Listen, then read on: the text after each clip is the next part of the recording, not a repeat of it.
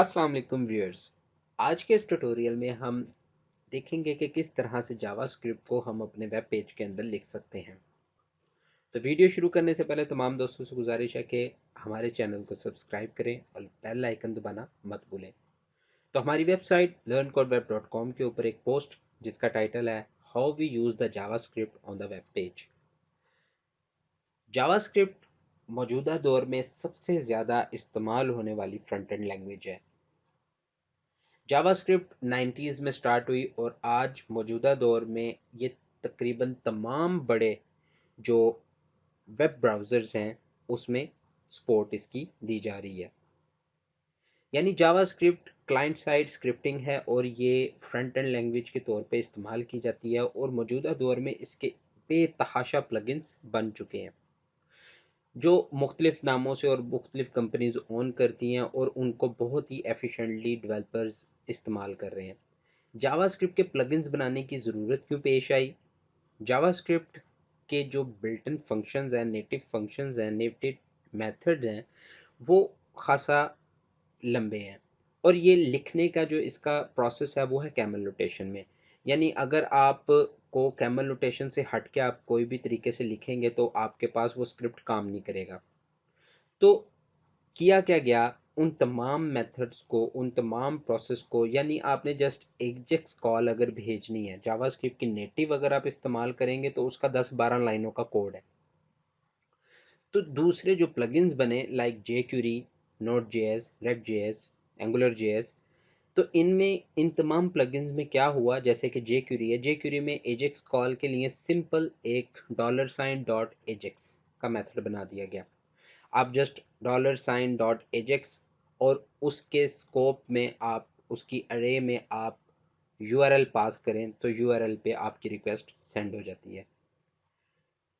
इसी तरह से और भी कई मेथड हैं और भी कई जो इवेंट्स हैं वो जावास्क्रिप्ट के नेटिव खासा लंबे चौड़े उनको कंपाइल करके कंप्रेस करके एक सिंगल छोटे से मेथड में कन्वर्ट करके कोई प्लगइन्स की लाइब्रेरी बना दी गई और उन प्लगइन्स को मौजूदा दौर में तमाम डेवलपर्स इस्तेमाल कर रहे हैं। यानी ये सबसे ज़्यादा इस्तेमाल होने वाली फ्रंट एंड लैंग्वेज है। जावास्क्रिप्ट को इस्तेमाल करते हुए आप कर का क्या क्या सकते हैं? आप पेज का जो मेन आपका कंटेंट है इसको मॉडिफाई कर सकते हैं, एचटीएमएल के एलिमेंट्स को मॉडिफाई कर सकते हैं, आप स्टाइल शीट जो उनसे आपकी सीएसएस है इसको आप मॉडिफाई कर सकते हैं, एलिमेंट्स के आप click, hover, mouse events call कर सकते हैं। इसके अलावा आप पोजीशनिंग चेंज कर सकते हैं, आप एनिमेशंस कर सकते हैं। सबसे ज़्यादा जो इसमें इस्तेमाल होने वाले पॉपअप्स हैं वो आप इस्तेमाल कर सकते हैं। मौजूदा दौर में तमाम साइट्स, तकरीबन तमाम साइट्स जो सी हैं, जो सोशल साइट्स हैं, वो एक पॉपअप इफ़ेक्ट लाजमी बनाती हैं। तो वो जावास्क्रिप्ट के अंदर इजीली बन सकता है। बिल्कुल सिंपल सा कोड है। तो आने वाली वीडियोज़ में हम उसको भी देखेंगे। इसके अलावा इसके बहुत सारे जो फंक्शंस हैं, मेथड्स हैं, वो ख़ासा हैंडी हैं और इस्तेमाल करना आसान है। ये लैंग्वेज पीएचपी डेवलपर्स सबसे ज़्यादा इस्तेमाल करते हैं क्योंकि पीएचपी और जावास्क्रिप्ट इन दोनों लैंग्वेजेस में बहुत ज़्यादा सिमिलैरिटी है। जिस तरह से पीएचपी का स्कोप डिफाइन होता है उसी तरह से इसके भी कई ऐसे इवेंट्स हैं उनका स्कोप डिफाइन होता है। वेरिएबल जिस तरह हम डिफाइन करते हैं पीएचपी के अंदर और इसके अंदर, वो ऑलमोस्ट सेम मेथड है। इफ एल्स की कंडीशन सेम है, स्विच एंड केस की कंडीशन सेम है, अरेज ऑलमोस्ट सेम तरीके से बनती हैं। तो इस तरह के बहुत सारे जो इसके प्रोसेसेस हैं वो उस लैंग्वेज से मिलते जुलते हैं, जिसकी वजह से ज़्यादातर जो पीएचपी डेवलपर्स हैं वो इस लैंग्वेज को लाजमन इस्तेमाल करते हैं। तो सबसे ज़्यादा इस्तेमाल होने वाली लैंग्वेज जो सी है वो जावास्क्रिप्ट है फ्रंट एंड के तौर पे। तो आज हम ये सीखेंगे जावास्क्रिप्ट को हम अपने पेज के ऊपर लिखते किस तरह हैं। क्वेश्चन हमारा पहला ये था। तो जावास्क्रिप्ट को लिखने के लिए सिंपल हमारे पास स्क्रिप्ट का टैग होना चाहिए। जैसा कि आप अपनी स्क्रीन पे देख सकते हैं कि ये स्क्रिप्ट का टैग स्टार्ट हुआ और ये स्क्रिप्ट का टैग एंड हुआ। इसके दरमियान में जो कोड लिखा जाएगा, जो कोड भी आप लिखेंगे, गलत लिखें सही लिखें उसके बाद में फ़ैसला करेंगे। सिंपल इस टैग के बिटवीन जो भी कोड आएगा वो कंसीडर होगा जावास्क्रिप्ट का कोड। और अगर आप उसी कोड की सिंपल एक फ़ाइल बना के, एक्सटर्नल फ़ाइल बना के अपने वेब प्रोजेक्ट के अंदर ऐड कराना चाहते हैं, तो आपको वो फ़ाइल की जो एक्सटेंशन है वो रखनी पड़ेगी .js के नाम से। और आप ऐड कैसे करवाएंगे? इसी स्क्रिप्ट के टैग में एक एट्रीब्यूट इस्तेमाल करेंगे HTML का, जिसका नाम है सोर्स, और उस सोर्स के एट्रीब्यूट को इस्तेमाल करते हुए आप फाइल को ऐड करवा लेंगे अपने वेब प्रोजेक्ट के अंदर। इसके अलावा HTML के जो एट्रीब्यूट्स हैं, उनमें भी आप जावास्क्रिप्ट के कई इवेंट डायरेक्टली कॉल कर सकते हैं। मिसाल के तौर पे ऑन क्लिक है, ऑन माउस ओवर है, ऑन की प्रेस है, ऑन लोड है, ऑन की अप है, ऑन चेंज है।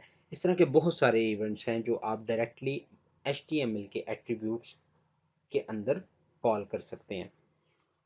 तो आज हम इन तमाम एट्रीब्यूट्स को कोशिश करेंगे कि सिंपलेस्ट एग्जांपल बना के एक जावास्क्रिप्ट के कोड को चला के देखें अपने वेब पेज के अंदर। तो जावास्क्रिप्ट को लिखने का जो प्रोसेस है, इससे पिछली वीडियो में मैंने आपको वो बताया था कि हम बेहतर कौन सी प्लेस है इसको लिखने की।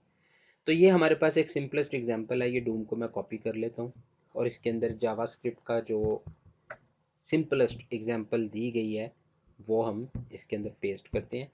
तो हमने एक फ़ोल्डर, वीडियोज़ के फ़ोल्डर में जावास्क्रिप्ट ट्यूटोरियल में जावास्क्रिप्ट यूज़ के नाम से एक यहाँ पर index.html की फ़ाइल बनाई हुई है और एक functions.js की फ़ाइल बनाई हुई है।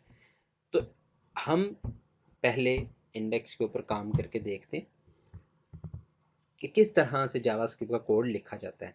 इस चीज़ को आप लाजमी समझिएगा कि जावास्क्रिप्ट के कोड को लिख कहाँ पे सकते हैं हम, सबसे ज़्यादा अच्छी पोजीशन कौन सी है इसको लिखने की। तो इससे पिछली वीडियो में मैंने इसको एक्सप्लेन किया था। हम इसको लोकल अपने सिस्टम पे चलाते हैं। हमारे पास वीडियोस का फोल्डर था, वीडियोस के फोल्डर में जावास्क्रिप्ट ट्यूटोरियल, और इसमें भी हमने बनाया है जावास्क्रिप्ट यूज़। तो ये सिंपलेस्ट एग्जांपल हमारे पास रन होगी हेलो वर्ल्ड, जो क्या कर रहा है, एक वेरिएबल हमने क्रिएट किया ग्रीट के नाम से, उस वेरिएबल को एक हमने स्ट्रिंग पास कर दी और उस वेरिएबल को डॉक्यूमेंट डॉट राइट में पास कर दिया। आप इसे सिंगल कोट्स में भी लिख सकते थे और डायरेक्ट इस तरह भी लिख सकते थे, अभी भी ये वही रिजल्ट देगा। वो जस्ट हमने एक स्टेप ज़्यादा किया हुआ है, क्या कि एक वेरिएबल क्रिएट करके उसको पास किया। अब जावास्क्रिप्ट का ये जो कोड है, इसको लिखने की जो सबसे बेस्ट पोजीशन है वो है फुटर पे, यानी बॉडी टैग जहाँ पे ख़त्म हो रहा है, इससे पहले जावास्क्रिप्ट का सारा कोड आप लिखें। मिसाल के तौर पे अगर यहाँ पे हमारे पास कुछ कंटेनर बने हुए होते, डिव्स वगैरह बनी हुई होती, या कोई स्ट्रक्चर लिखा हुआ होता, मैं अभी सिंपल क्या कर रहा हूँ, मिसाल के तौर पे ऐसे ही डाटा इसमें लिख रहा हूँ कि यहाँ पे बहुत ज़्यादा स्ट्रक्चर बना हुआ होता हमारे पास, अगर पहले से कोई स्ट्रक्चर बना हुआ होता, कोई हेडर फुटर प्रॉपर हमारे पास बने हुए होते, तो जावास्क्रिप्ट को लिखने का जो सबसे अच्छा प्रोसेस है वो है फुटर में। लेकिन लिखने के इसके तीन तरीके हैं, एक बॉडी टैग के अंदर, एक हेड टैग के अंदर, और एक एक्सटर्नल फाइल बना के उसे इंक्लूड करवाना। ये तीन प्रोसेस हैं। सबसे बेस्ट जो है वो है फुटर में, और अलग फाइल बना के फुटर में इंक्लूड करवाना। लेकिन अगर मिसाल के तौर पे आपका कोई स्क्रिप्ट ऐसा है जिसको जब पेज लोड हो सबसे पहले वो एग्जीक्यूट हो, तो उसको आप बॉडी टैग के बिल्कुल शुरू होते ही रख सकते हैं। बिल्कुल बॉडी टैग के स्टार्ट होते ही आप उसको अपने पास लिख सकते हैं, ताकि बॉडी जैसे ही डूम हमारा रेडी हो तो फ़ौरन वो चल जाए। या आप हेड टैग में डायरेक्ट भी कॉल कर सकते हैं, अगर कोई ऐसा स्क्रिप्ट है जो बहुत ज़्यादा ज़रूरी है, पहले चलना चाहिए जिसको। अगर ऐसा कोई स्क्रिप्ट नहीं है तो बेहतर होता है कि पहले हमारे पास CSS लोड हो जाए, तमाम का तमाम डाटा हमारे पास लोड हो जाए, ताकि यूज़र को ट्रबल ना हो। अगर CSS की फ़ाइल लोड लेट हुई, लोड टाइम ज़्यादा हुआ, तो आपकी वेबसाइट से यूज़र जाना शुरू कर देता है, वो उस वेबसाइट पे जाता ही नहीं जिसका लोड टाइम ज़्यादा हो। और उन ममालिक में जिनमें इंटरनेट की स्पीड बहुत स्लो है, वहाँ पे तो वो साइट टोटली फ्लॉप हो जाती है। तो इसलिए इन चीज़ों को बड़ा मद्देनज़र रखा जाता है कि जावास्क्रिप्ट की फ़ाइल जो उनसे उनको किस तरह लोड करवाया जाए। तो सबसे मेन हमारे पास स्टाइल शीट होती है, तो स्टाइल शीट को हम हमेशा हेड फाइल के अंदर, हेड टैग के अंदर टॉप पर रखते हैं, हेडर में। इसके बाद जो हमारे पास इम्पोर्टेंट स्क्रिप्टिंग है उसको हम बॉडी टैग के बिल्कुल बाद स्टार्ट कर लेते हैं, और बाकी तमाम का तमाम कोड जावास्क्रिप्ट का जितनी भी फाइल्स हैं उसको आपको फुटर में इंक्लूड करवाना चाहिए। ये इसकी बेस्ट प्रैक्टिस है। अगर आप जावास्क्रिप्ट को, मिसाल के तौर पे मैं इसको यहाँ से निकाल के डूम से भी पहले रख दूँ, ये अभी भी चलेगा। ब्राउज़र सिर्फ टैग को रीड करके डिस्प्ले करवा देता है। ब्राउज़र इस चीज़ की वैलिडेशन नहीं करता कि आया आपने ये ठीक लिखा है या नहीं लिखा। ब्राउज़र सिर्फ आपके कोड को पढ़ता है टॉप टू बॉटम। उसे टैग मिलेगा, ये टैग चाहे आप डूम से पहले रख लें, चाहे आप डूम के बाद रख लें, बिल्कुल HTML के टैग ख़त्म होने के बाद भी रख दें, तब भी ये एग्जीक्यूट होगा, तब भी आपको रिजल्ट सेट मिलेगा। इसे मैं रिफ्रेश करता हूँ तो ये तब भी हमें मिला है, हेलो वर्ल्ड तब भी लिखा आ गया हमारे पास। लेकिन ये लिखने का तरीका गलत है। जब मैं इसको W3C वैलिडेशन में भेजूंगा इस पेज को, तो वो इसको एरर के तौर पे कंसीडर करेगा, जिससे हमारे रैंकिंग ख़राब होगी और SEO के अंदर भी प्रॉब्लम्स आएंगी। तो इसको लिखने का जो बेस्ट प्रोसेस है वो है फुटर टैग के अंदर, और अगर इम्पोर्टेंट स्क्रिप्ट है तो उसे just after the body tag start आप ऐड करवा लें। या बहुत ही इम्पोर्टेंट आपके पास स्क्रिप्ट है जो चलना बहुत ही ज़रूरी है, तो उसको स्टाइल शीट इंक्लूड होने के फ़ौरन बाद आप इंक्लूड करवा सकते हैं। अब मिसाल के तौर पे जावास्क्रिप्ट के जो फंक्शन है एट्रीब्यूट, HTML एट्रीब्यूट, वो किस तरह काम करता है मैं वो लगा के भी देखता हूँ। हम क्या करते हैं, हम यहाँ पर एक सिलेक्ट बॉक्स बना लेते हैं। इसके अंदर मैं ऑप्शंस पास कर देता हूँ। ऑप्शन, ये जस्ट एक डमी डाटा है, वैल्यू 1 या 0 कर लेते हैं। 0 1 2 3।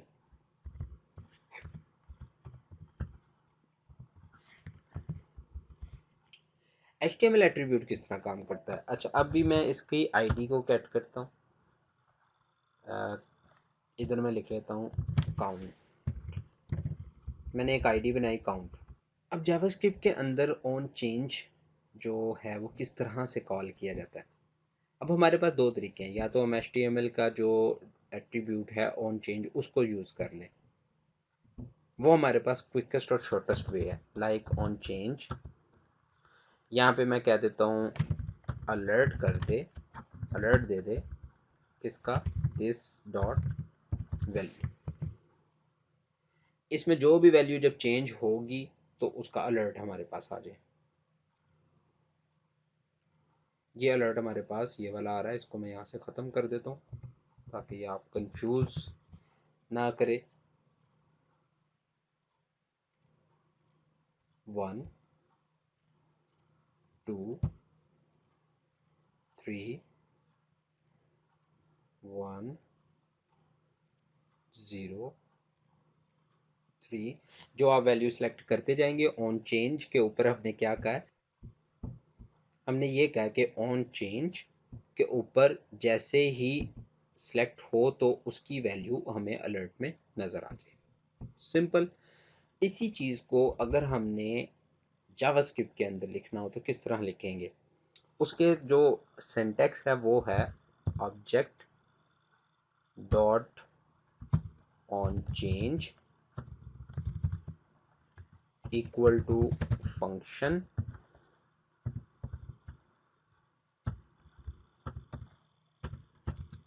यहाँ पे आप अपना माई स्क्रिप्ट फंक्शन पास कर सकते हैं, स्क्रिप्ट लिख सकते हैं। तो ये बेसिक इसका तरीकाकार है। तो हमने इसकी एक आईडी बनाई है काउंट की। अब ऑब्जेक्ट क्या चीज़ है, ये ऑब्जेक्ट बनता किस तरह है? हम जब लिखते हैं document dot get element by ID, तो ये बेसिकली एक हमारे पास ऑब्जेक्ट बन गया। ये हमारे पास एक ऑब्जेक्ट है। यानी कि ऑब्जेक्ट है क्या, इसको हम यहाँ पे देख सकते हैं अपने पास console.log obj। अभी हमारे पास ये डिफाइन नहीं है, इसको मैं कमेंट कर देता हूँ। तो सिंपल, अब हम देखते हैं कि हमारे पास ये ऑब्जेक्ट था क्या। मैं यहाँ पे कंसोल ओपन कर लेता हूँ, रिफ्रेश। तो ये देखें हमारे पास ये बेसिकली ऑब्जेक्ट है। सिलेक्ट काउंट की जो हमारे पास आईडी थी, इसके अंदर ये 4 ऑप्शंस हमने बनाई हुई हैं 0 to 3, और ये तमाम जो इवेंट्स या मेथड आपको नज़र आ रहे हैं ये हैं हमारे पास ब्राउज़र के डिफ़ॉल्ट। तो इन तमाम वैल्यूज़ को मैं गेट कर सकता हूँ उस ऑब्जेक्ट के ज़रिए। इनमें से कुछ नेस्टेड हैं, कुछ आपको डायरेक्ट नज़र आ रहे हैं। तो ये सारे वैल्यूज़ हमारे पास गेटेबल हैं इस एक ऑब्जेक्ट के थ्रू। तो इस एक जो ऑब्जेक्ट में मैं कहता हूँ जब भी चेंज हो, जब भी इस और एक ऑब्जेक्ट में चेंज हो तो ये क्या करे, ये हमें इस काउंट की वैल्यू दे दे। तो एक फंक्शन लिख लेते हैं हम एक्स्ट्रा माई स्क्रिप्ट। इसमें हम लिख लेते हैं जी, जब भी हमारे पास document dot get element by ID count, तो उसकी वैल्यू रिटर्न हो जाए।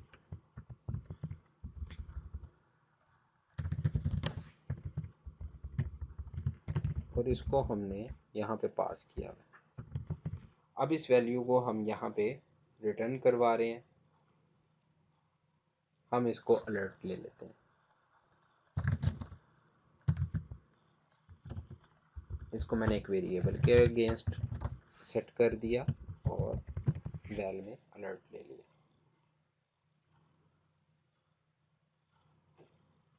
2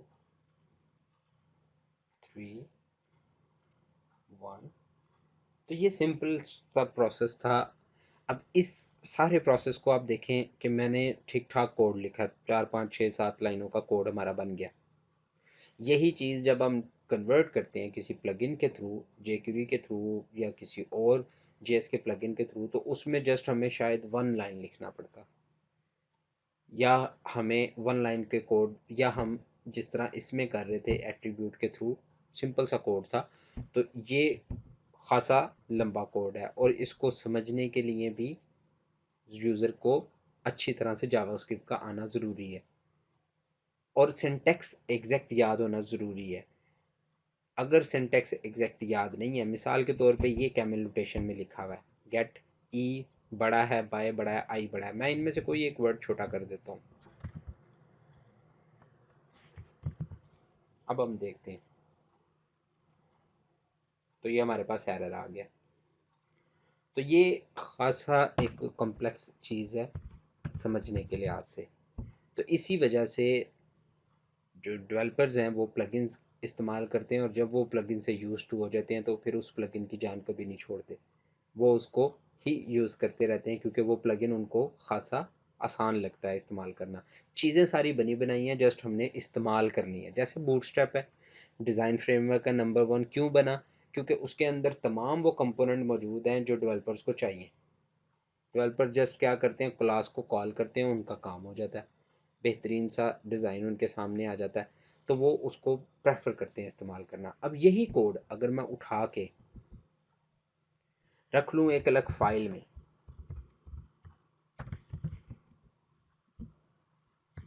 जेएस की फ़ाइल जब आप एक्सटेंशन बता देंगे तो इसमें टैग डालने की ज़रूरत नहीं है। एचटीएमएल में टैग डालने की ज़रूरत है, तो जेएस की फ़ाइल में हमें टैग डालने की ज़रूरत नहीं है। अब इस फाइल को मैं इंक्लूड करवा सकता हूँ सोर्स के एट्रीब्यूट के साथ, functions.js। अब ये हमारे पास फाइल इंक्लूड हो गई। तो ये वही काम जो हम उस पे कर रहे थे अपने पेज के ऊपर लिख के, वो काम अब हमने एक्स्ट्रा फाइल बना के उसमें ऐड कर लिया है, जो कि ये हमारे पास पड़ी हुई है। तो ये 2-3 प्रोसेसेस हमारे पास हैं, इनको हम लिखते हैं, इसी तरह से चला जा सकता है। रिजल्ट सेट हमें वही मिलेंगे सिर्फ ऑब्जेक्ट के अंदर वेरिएशन आ जाएगी। ऑब्जेक्ट के अंदर अब जो एक्स्ट्रा फाइल है वो इसको एज अ टैग कंसीडर करके पूरा टैग आपको रिटर्न कर देगी कि बेसिकली ये टैग है जो आप गेट कर रहे हैं। जबकि जब आपने पेज के अंदर लिखा था, इन पेज किया था, तो फिर आपके पास ऑब्जेक्ट की सारी प्रॉपर्टीज़ आ रही थी। तो ये छोटा सा एक डिफरेंस आता है, इसके अलावा कोई डिफरेंस नहीं है। तो हमारे पास सिंपल जो एक्स्ट्रा फाइल बना के हम करते हैं वो इस तरह से हम काम कर सकते हैं। कोड इनलाइन जो हमने लिखा था इंटरनल पेज के अंदर वो हम किस तरह से लिखते हैं, एट्रीब्यूट को किस तरह से कॉल करते हैं, आज हमने इन तीन चीज़ों को देखा है। तो आने वाली वीडियोस में हम इफ एल्स की कंडीशन को स्टडी करेंगे, फिर स्विच एंड केस की स्टडी करेंगे, फिर इसी तरह करते करते हम एडवांस जावास्क्रिप्ट के फंक्शंस तक भी जाएंगे।